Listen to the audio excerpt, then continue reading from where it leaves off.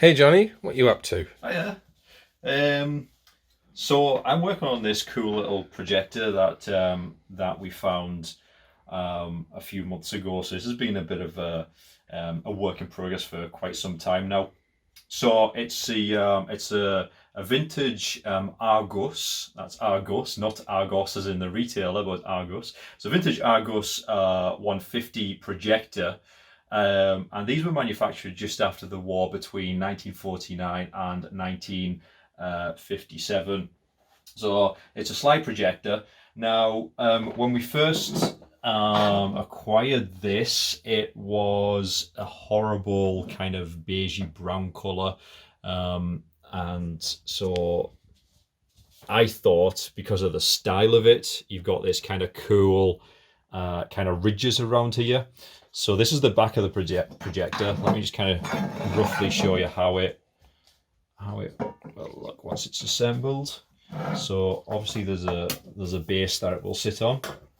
So this is the back of the projector, and this is the front the lens that will kind of sit on there once it's finished, and the chrome grille that will go on the inside. So you'll just see that through the space here. So, like I said, when we first got this, it was a horrible browny beige colour. It was pretty disgusting. Oops. But I really like the style of this. The style of the back with the ridges kind of reminded me of like an old vintage 1940s car, with the metal grille and everything. So the whole thing was painted in this brown colour. I attempted to strip it right back to the bare metal. And my idea was to kind of paint it in such a way that kind of is a nod to these old vintage cars.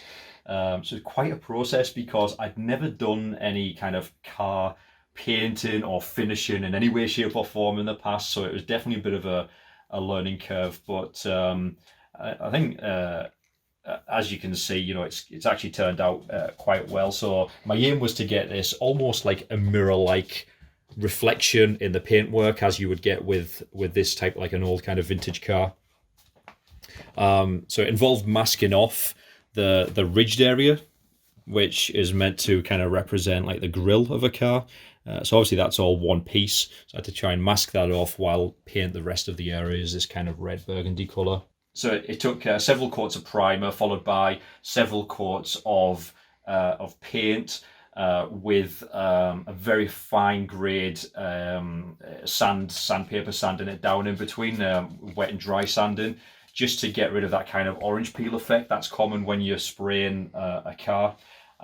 Just to get it super flat, super smooth, and then put the next coat of paint on, and then repeat the process, sanding it down slightly to get rid of that kind of texture that you get from spraying, and so on, and then several coats of clear coat just to give it this kind of glossy mirror-like reflection.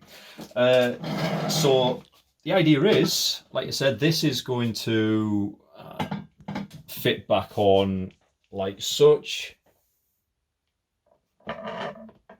and from the side we're going to have these flexible arms which will kind of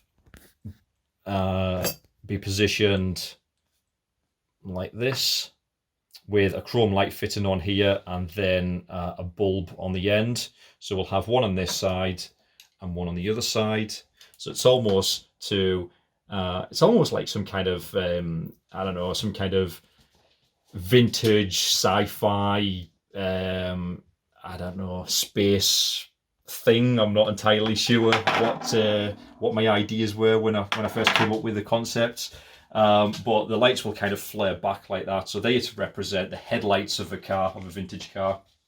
And we'll have inside is going to be a red LED bulb concealed. So just through the metal grille on the top, you'll see this kind of mysterious red glow. And the red light inside that will also shine, kind of project out of the projector lens on the front there. So it's been quite a bit of work, but we're getting there slowly but surely, and I'm super excited to see the end results.